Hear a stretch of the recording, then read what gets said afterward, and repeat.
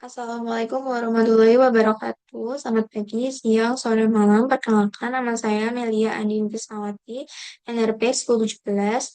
Di sini saya akan menjelaskan mengenai materi untuk PAS eksplorasi seismik pasif. Nah, yang pertama, bab pertama ini ada pendahuluan eksplorasi seismik pasif.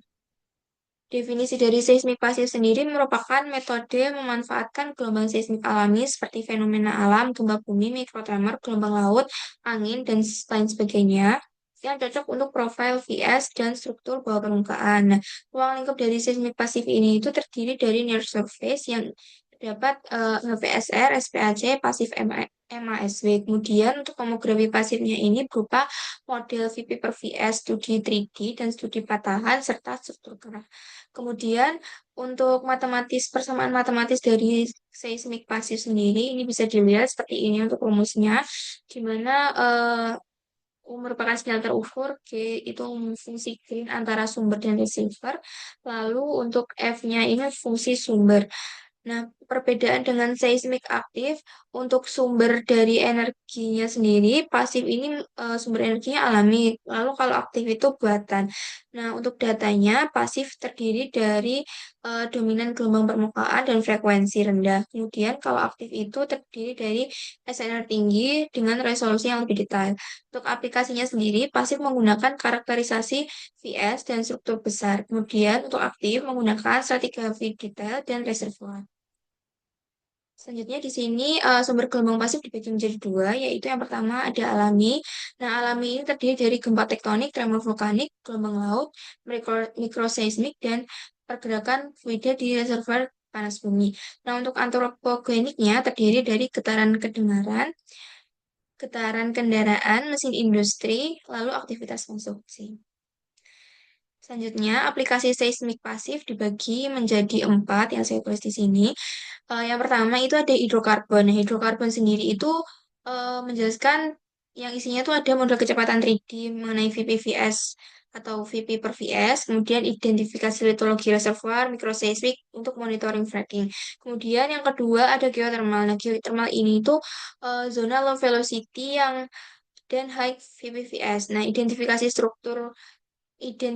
reservoir panas dan fracture. Kemudian microseismic untuk pemantauan injeksi. Dan selanjutnya untuk geoteknik ini menggunakan VS30 HVSR kedalaman bedrock, karakterisasi tanah dan pondasi, lalu evaluasi likuifaksi. Kemudian untuk biogeologi dari aplikasi seismik pasif ini itu ada tiga yang saya sebutkan. Yang pertama mikrozonasi seismik, monitoring sesar dan longsor. Kemudian ada vulkanologi dan migrasi magma. Untuk bab selanjutnya, bab 2 ini menjelaskan mengenai dasar-dasar gelombang seismik untuk metode pasif.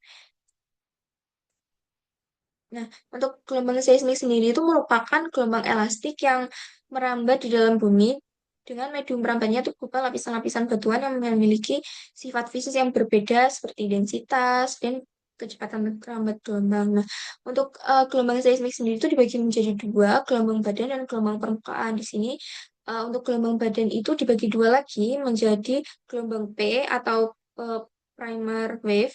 Nah, ini tuh termasuk gelombang yang longitudinal dengan gerak partikel yang arah rambat, merambat melalui media padat, cair, dan gas karena tidak membutuhkan kekuatan geser. Memiliki kecepatan tertinggi, lalu terbentuk dari proses kompresi dilatasi sehingga tiba paling awal di stasiun rekaman.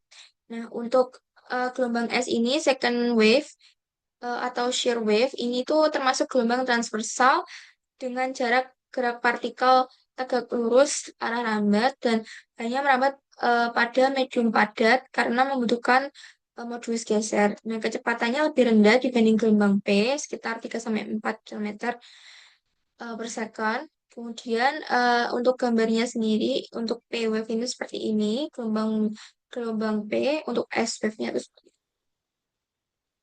Kemudian yang kedua itu ada gelombang permukaan. Nah, gelombang permukaan ini dibagi menjadi dua juga. Yang pertama ada gelombang Rayleigh. Nah, gelombang Rayleigh ini merupakan gerak partikel berupa pola elips, kombinasi antara vertikal dan horizontal yang dipengaruhi oleh kecepatan gelombang P dan S di near surface. Nah, kecepatan dari relay ini tuh 2 sampai 4 kilometer per second, lebih lambat dari gelombang badan tadi. Nah, sering muncul sebagai ground roll dan mendominasi data seismikasi. Kemudian yang pembagian kedua ini ada gelombang Love. Nah, gelombang Love ini merupakan gelombang transversal murni yang gerak partikel horizontal tegak lurus arah rambat.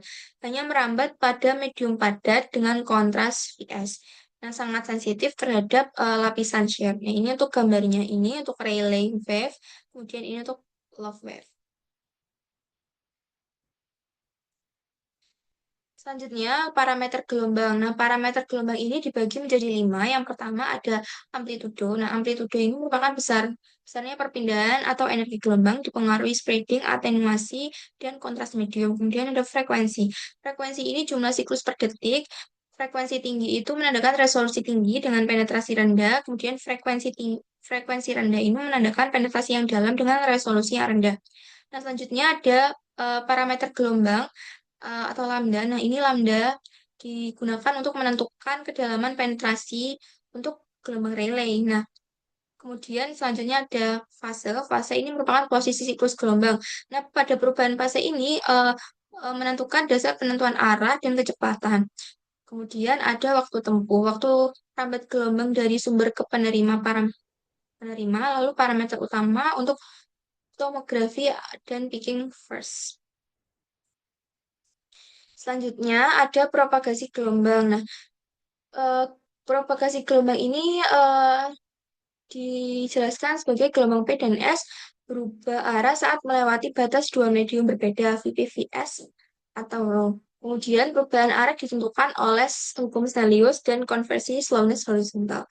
Nah, di sini dijelaskan dulu mengenai hukum Snellius. Nah, hukum Snellius ini eh, dikatakan hukum Snellius karena jika ada gelombang elastik yang menjalar dalam bumi, kemudian bertemu dengan bidang atas perlapisan atau interface dengan elastisitas dan densitas yang berbeda, maka akan terjadi pemantulan dan pembiasan gelombang. Pembiasan jika sudut datang gelombang lebih kecil atau sama dengan sudut kritis, sementara pemantulan jika sudut datang gelombang lebih besar dari sudut kritis. Kemudian, kemudian di sini untuk persamaannya itu seperti ini, untuk hukum Snellius dan untuk gambarnya itu seperti ini yang menjelaskan dari penjelasan hukum Snellius. Kemudian, selain hukum Snellius, ada koefisien refleksi dan transmisi. Koefisien refleksi sendiri merupakan nilai yang menunjukkan seberapa besar energi gelombang dipantulkan kembali ketika gelombang mengenai batas dua medium yang berbeda yang ditentukan oleh kontras impedansi.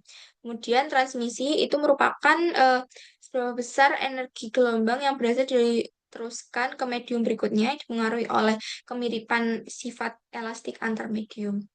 Nah, untuk arah gelombang yang diteruskan ini mengikuti pembelokan dari hukum Snellius. Jadi, untuk transmisi dan koefisien refleksi ini masih berkaitan dengan hukum Snellius juga. Selanjutnya, ada dispersi gelombang permukaan.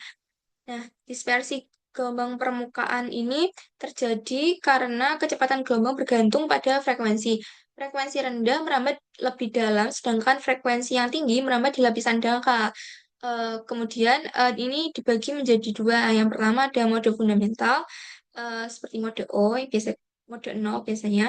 Nah, ini paling besar dan biasanya paling dominan dalam rekaman mikrotremor, menghasilkan energi yang paling besar, mudah terdeteksi, dan sensitif terhadap lapisan dangkal.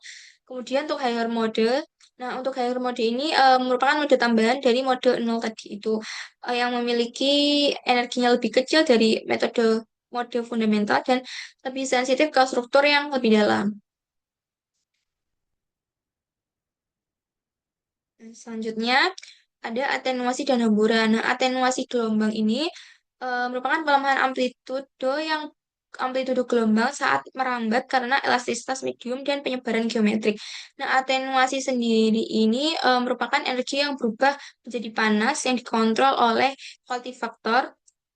Kemudian kalau quality faktornya kecil itu redamannya itu besar.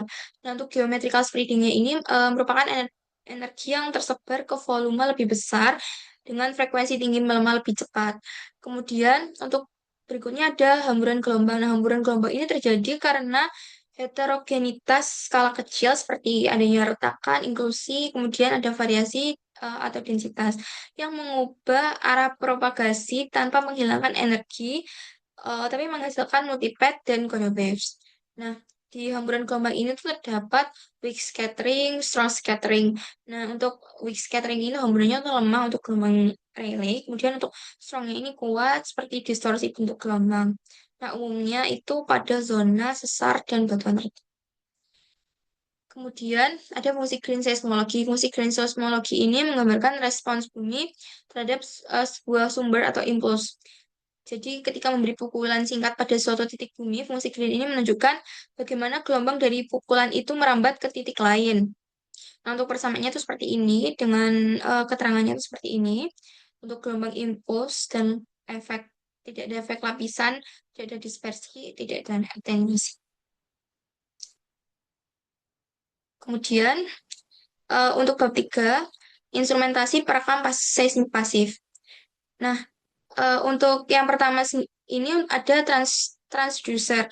Nah, transducer ini pada sistem perekaman merupakan komponen yang berfungsi mengubah gerakan tanah menjadi sinyal listrik yang dapat direkam oleh sistem akuisisi. Dibagi menjadi dua untuk transducer ini, ada geofon dan akselerometer.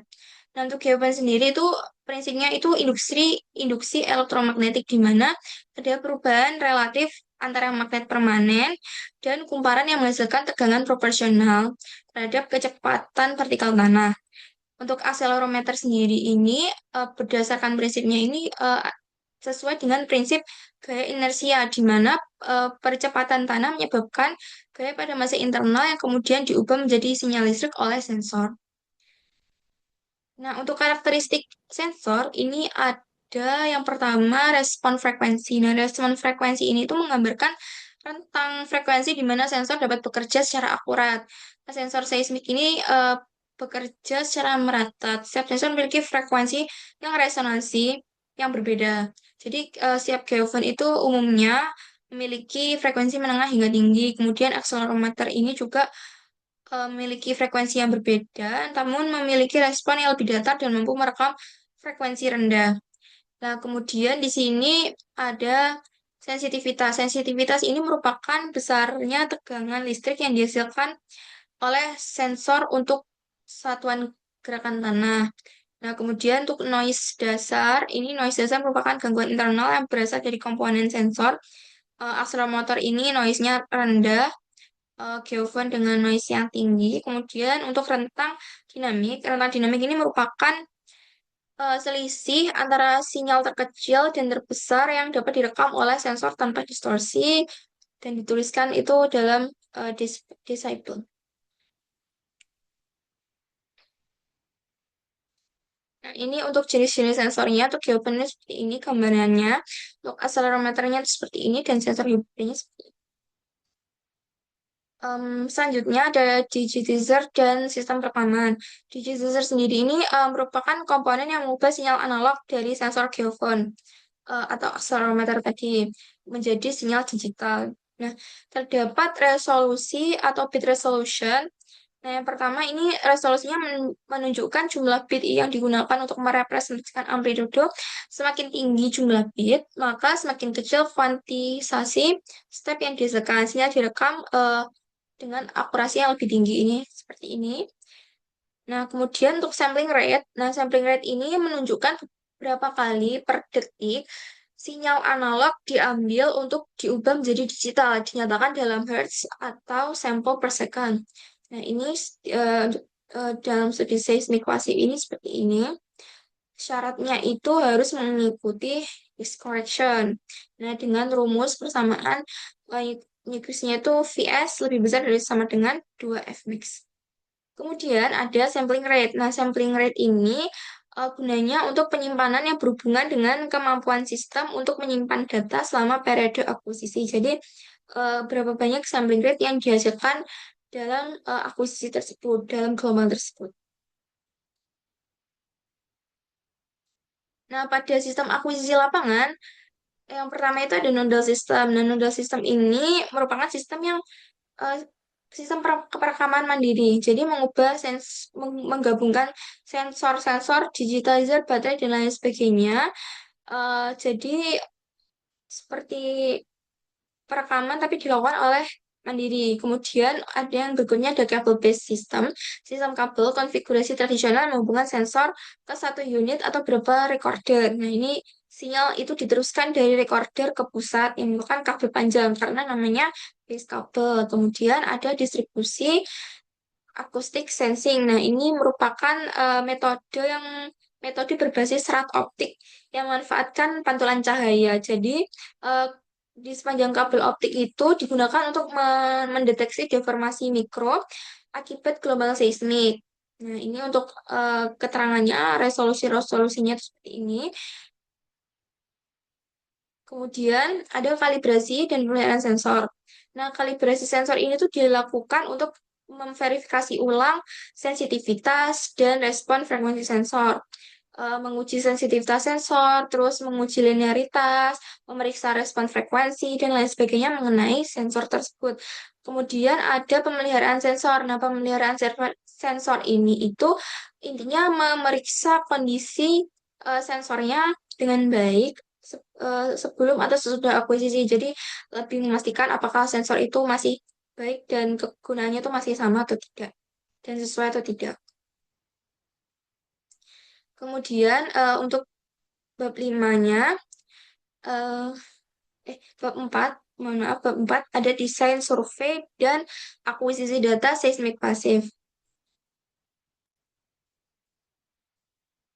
Nah, yang pertama untuk perencanaan survei ini itu terdiri dari tujuan lingkup dan kondisi lapangan. Untuk tujuan surveinya ini itu menurut buku yang saya baca ini, survei seismik pasif ini bertujuan ada 4. Yang pertama untuk mengestimasi kecepatan gelombang dasar, VS, ketebalan tanah, dan struktur bawah permukaan. Lalu mengidentifikasi kontras impedansi dan potensi kerentanan seismik mendukung metode analisis seperti HVSN, array mikrotremor, dan interferometri.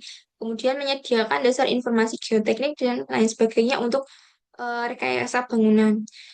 Nah, kemudian di sini untuk kondisi lapangannya itu memengaruhi desain survei dan kualitas data. Jadi aspek penting yang harus diperhatikan untuk kualitas data dengan kondisi lapangan yang baik itu ada topografi, vegetasi, dan tingkat aktivitas manusia untuk meminimalisir terjadinya noise.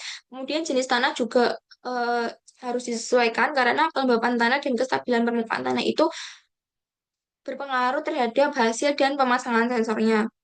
Kemudian noise, jadi potensi gangguan seperti hewan, angin, dan lain sebagainya itu lebih diminimalisir lagi agar mendapatkan data yang lebih baik. Nah, untuk lingkup surveinya ini penentuannya itu ada titiknya sendiri untuk titiknya yang mana aja yang akan diambil datanya. Next ada desain geometri. Nah, desain geometri ini terdiri dari jenis-jenis array. Jenis-jenis array ini ada array linear yang terdiri dari eh, yang disusun dalam satu garis lurus yang cocok untuk metode emasif pasif.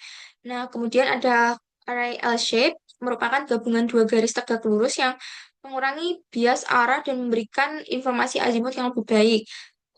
Kemudian ada array 2D yang berbentuk segitiga, persegi, atau poligonal yang disusun membentuk bidang dua dimensi yang direkomendasikan untuk tomografi pasif dan lain sebagainya. Kemudian ada area lingkungan yang merupakan distribusi azimut yang merata dengan ideal mikrotremor seperti analisis multi arah yang meminimalkan pengaruh bias arah dan meningkatkan stabilitas inversi. Nah, untuk spasi sensor sendiri ini berhubungan dengan panjang gelombang dan frekuensi target. Aturan umum spasinya itu 1/5 hingga 1/10 lambda, agar dispersinya itu terdefinisi. Untuk array kecil ini mendapatkan frekuensi tinggi dan resolusi dangkal. Begitupun sebaliknya. Nah, untuk jumlah sensor, untuk array pasif ini jumlah sensor yang umum digunakan itu ada 7-10 sensor. Untuk jumlah sensor lebih banyak itu meningkatkan kestabilan estimasi serta dispersi dan resolusinya.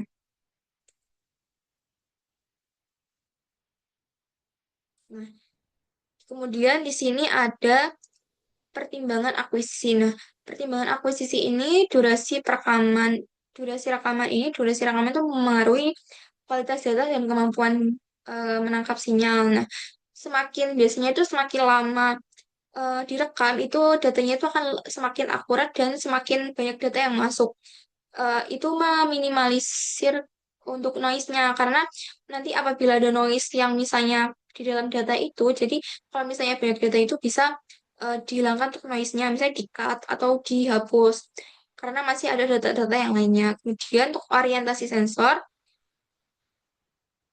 nah sensor ini terdiri dari orientasi sensor, sensor 3 komponen 3C yang harus diorientasikan dengan benar sesuai arah utara geografis, kesalahan orientasi mengalami analisis, kemudian arah propagasi, dan hasil VSMK.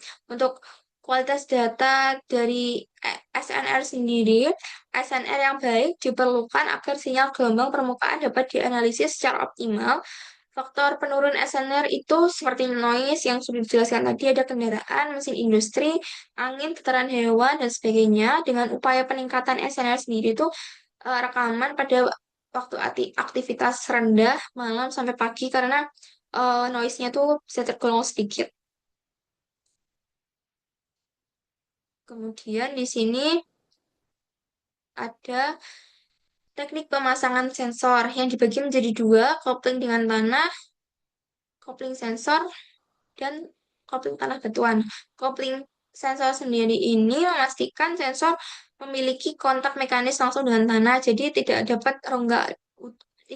terdapat rongga udara antara sensor dan permukaan. Untuk tanah dan batuan ini, tanah lunak eh, dipadatkan permukaannya ditanam di sebagian sensor. Jadi untuk teknik pemasangannya itu seperti itu.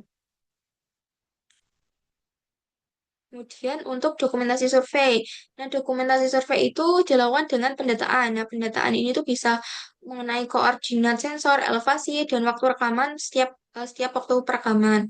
Nah, kemudian untuk dokumentasi lapangan ini bisa dilakukan foto pemasangan sensor dari berbagai sudut dan eh, lokasinya. Nah, untuk tantangan akuisisi dan solusinya itu, untuk tantangannya itu biasanya tuh lebih banyak di noise. Nah, noise antropogenik ini mengganggu kualitas data kan, dan keterbatasan ruang juga berpengaruh dengan spacing dan pemasangan arraynya. Karena eh, kemudian untuk permukaan tanah ini juga penting tantangannya. Kalau misalnya tidak rata atau lunak atau terlalu keras, itu juga akan mengganggu akuisisi tadi. Kemudian untuk solusinya ini melakukan perekaman pada aktivitas lingkungan yang rendah, misalnya di pagi atau malam tadi, menggunakan array 2D untuk mengurangi bias arah, kemudian menambahkan durasi rekaman untuk memperbaiki kualitas sinyal tadi.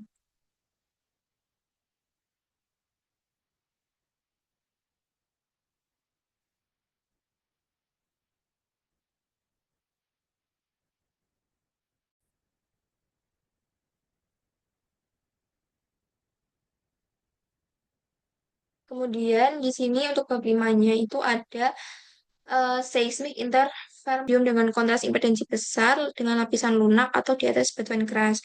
Nah, terdiri dari komponen horizontal yang lebih teramplifikasi dibanding komponen vertikalnya. Untuk karakteristik dari HVSR sendiri, HVSR memiliki puncak utama yang yaitu frekuensi dominan atau disebut sebagai F0 yang merupakan resonansi dari lapisan lunak. Kemudian kurvanya itu relatif stabil dan tidak butuh sumber aktif. Nah, selanjutnya untuk HVSR sendiri, interpretasi dari HVSR ini, frekuensi dominan atau F0-nya ini apabila lebih dari 5 Hz itu diindikasikan sebagai lapisan lunak tipis.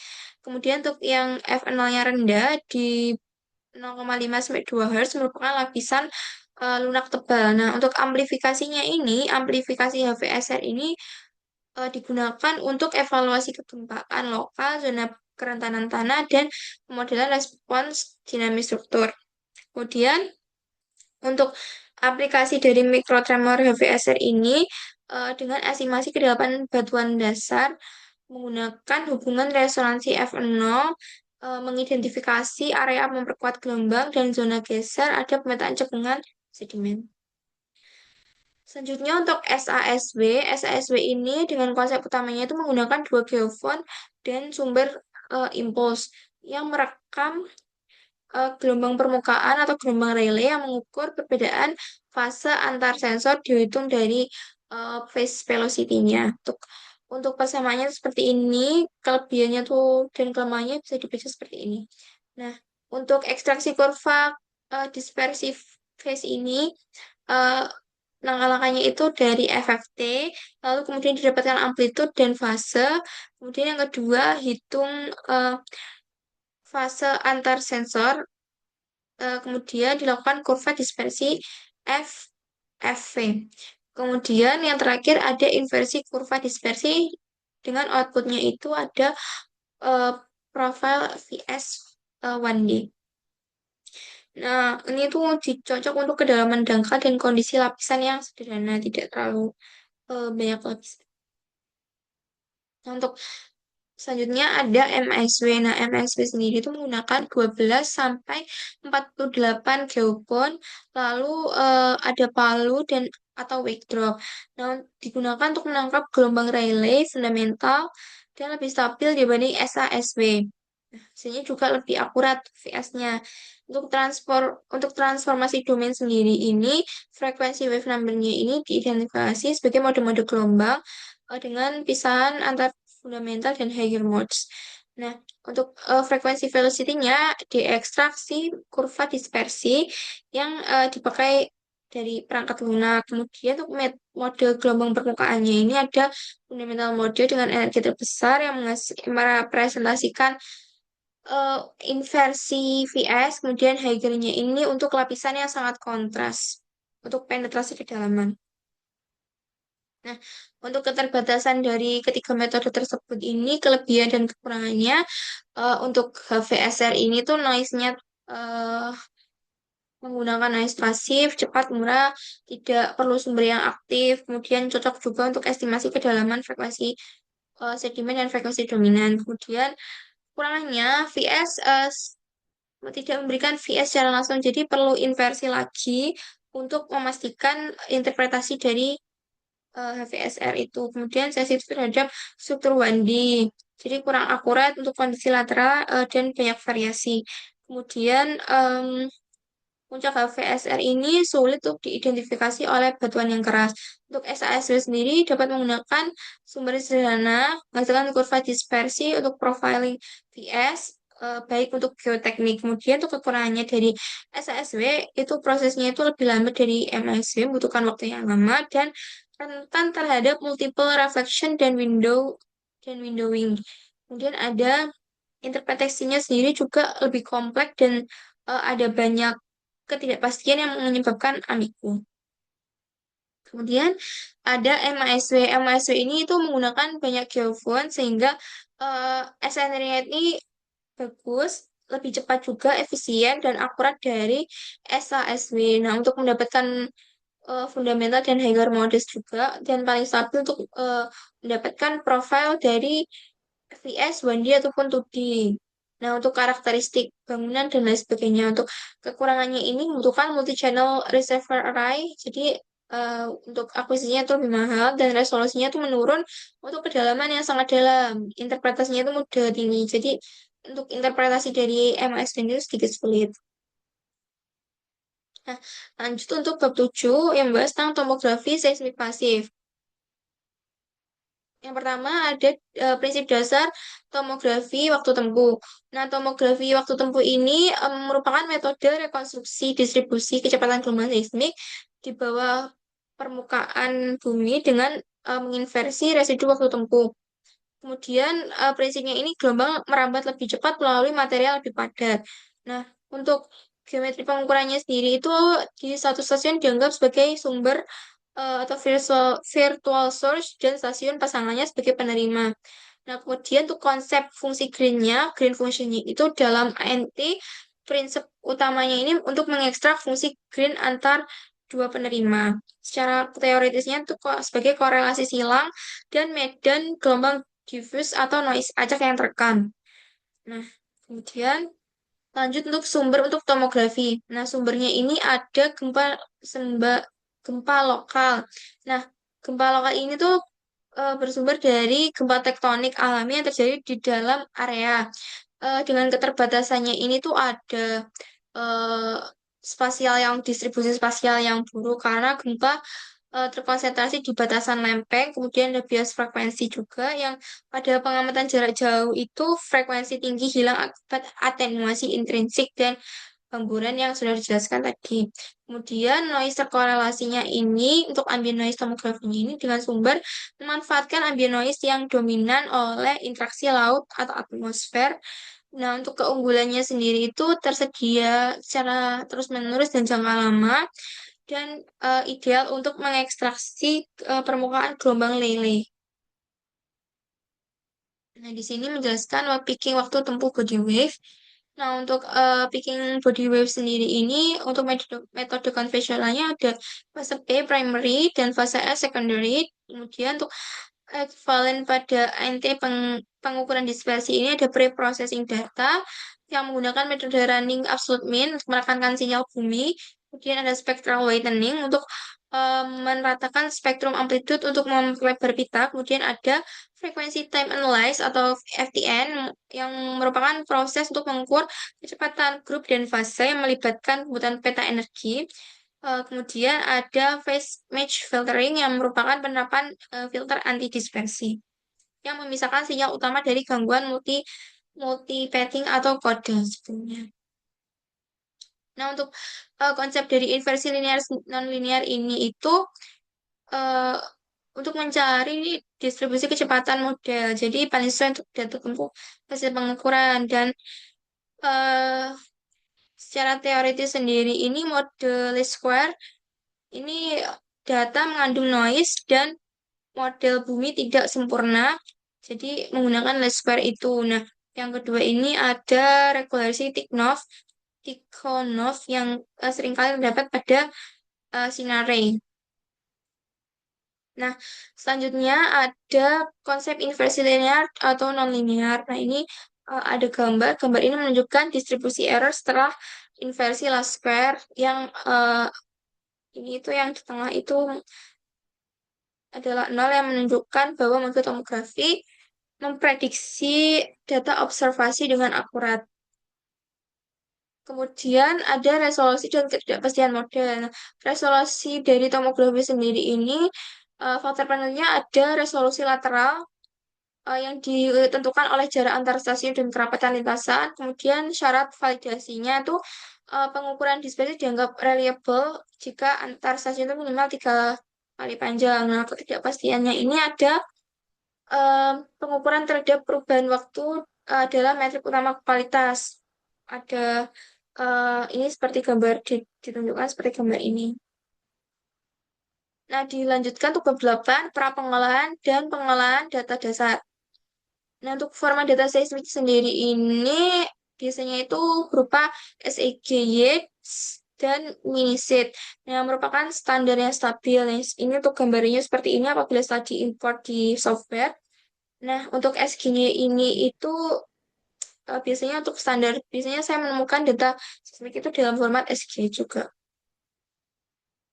Untuk pra pengolahan datanya ini bertujuan untuk meningkatkan kualitas sinyal lebih lanjut. Yang pertamanya ada dead ending untuk menghilangkan komponen tren linear, menghapus drifting sensor, tapering untuk meluluskan ujung sinyal agar tidak ada efek edge. Kemudian eh, filtering ini biasanya ada bandpass filter untuk mengambil rentang frekuensi dengan mengambil rentang frekuensi energi utama.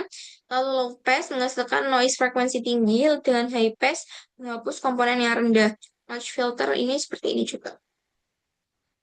Nah, kemudian ada analisis kualitas data dan seleksi segmen. Nah, analisis kualitas data ini dilakukan untuk memastikan hanya segmen terbaik yang digunakan untuk dianalisis. Jadi, menghilangkan noise-noise. Nah, terdapat QC juga untuk memeriksa gap dan menganalisis speknya. Kemudian ada analisis spektral dan pemilihan segmen. Untuk pengolahan inferometri seismik ini eh, memungkinkan pengambilan impuls. Yang pertama itu prosesnya itu ada cross correlation dengan menghitung korelasi antar dua stasiun dan menghasilkan green function itu, terus dapat diperlihatkan gelombang dan gelombang direct dan surface wave-nya. Kemudian yang kedua ini ada temporal stacking. Nah, dari temporal stacking ini tuh didapatkan SNR yang meningkat seiringnya berjumlah stack dengan menghilangkan noise acak non koheren. Kemudian yang ketiga ada spatial stacking. Jika punya ada sensor, sisi digabungkan untuk memperkuat arah propagasi. Terus yang keempat ini ada virtual shot gather.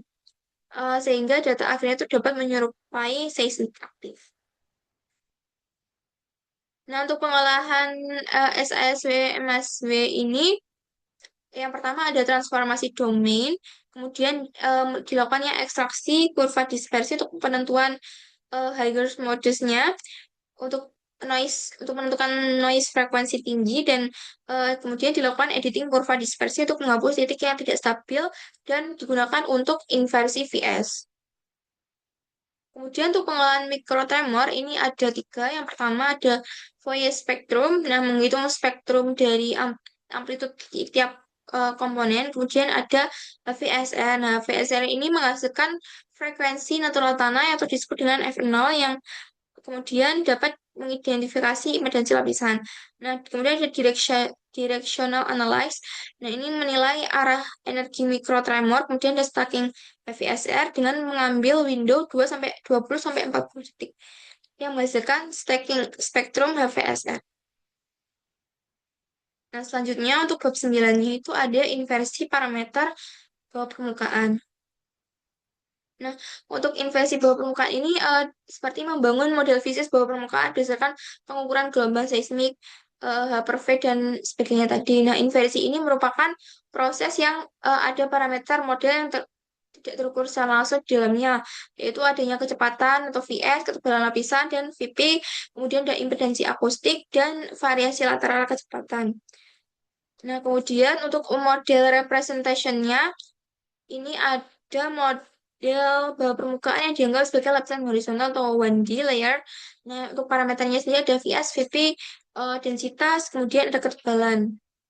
Nah, selanjutnya di sini ada initial model. Nah, untuk initial modelnya sendiri, ketika VS meningkat dengan kedalaman, lapisan semakin dalam dan lebih kaku. Sehingga estimasi ketebalan awal itu pada puncak FVSR itu eh, disebut dengan geologi lokal. Kemudian ada forward modeling. Nah, forward modeling ini tuh digunakan untuk membandingkan model dengan data pengamatan dengan tujuan menghitung kurva dispersi dengan inputnya itu biasanya VS, VP, dan densitas.